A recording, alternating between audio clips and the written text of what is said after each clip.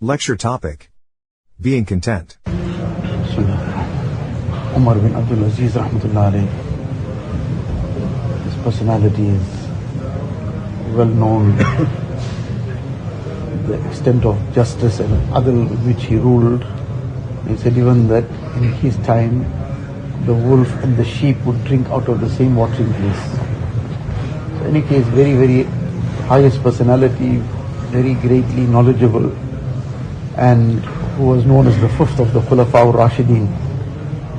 So, person of a very high rank. One of his statements, one of his malfuzat is that al-Fiqh al-Akbar. Al-Fiqh al-Akbar.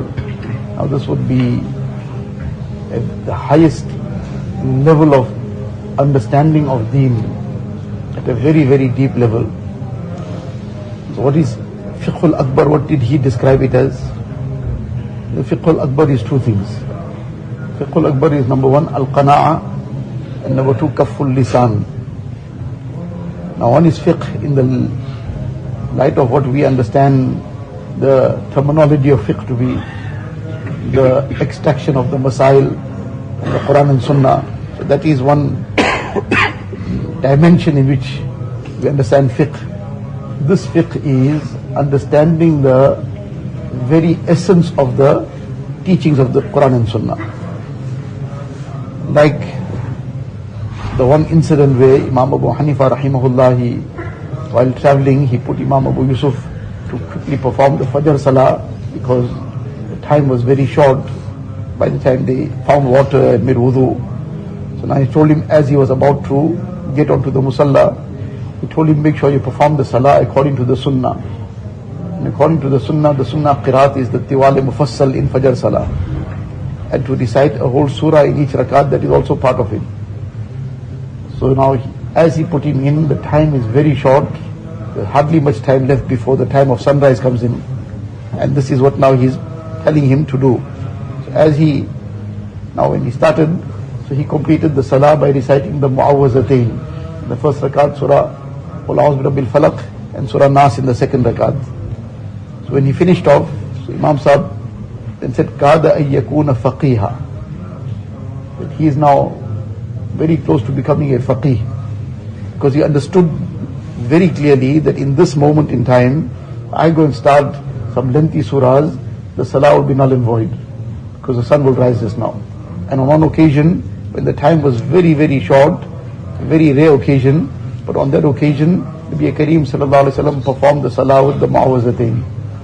In any case, this is that understanding that he's talking about, very deep understanding of the essence of the teachings of the Quran and Sunnah. The two things that he explains is, one is qana'a.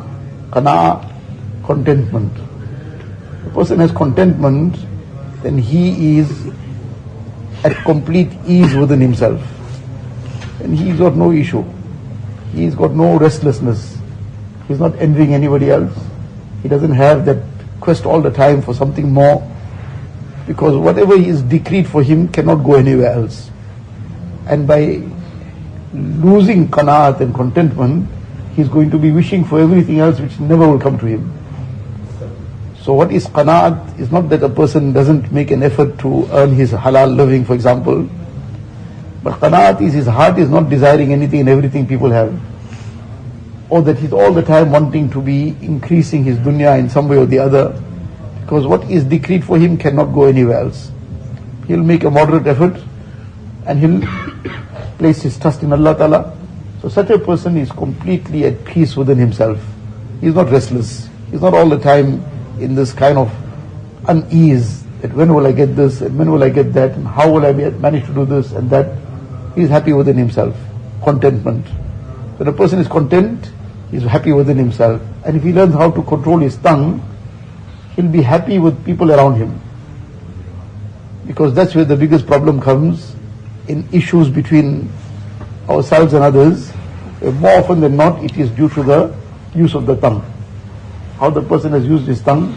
Now he's sometimes fighting with his wife, or his parents, or sometimes with people around him, or in the workplace, or his classmates, or whoever it might be, whoever. Now all these things carry on very often because somebody doesn't know how to use the tongue. And then one thing leads to another.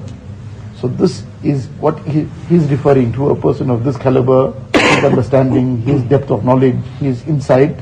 He says this is Fiqh al-Akbar. This is the highest understanding of Deen, obviously in this context, that it will keep a person at ease within himself and it will keep him at peace with others. This is such a wonderful advice that he has given, that if we latch onto this, this will take away most of our issues within ourselves and outwardly as well. Allah Ta'ala give us. Allah Allah kaisa pyara naam hai, aashiqon ka meena aur jaam hai.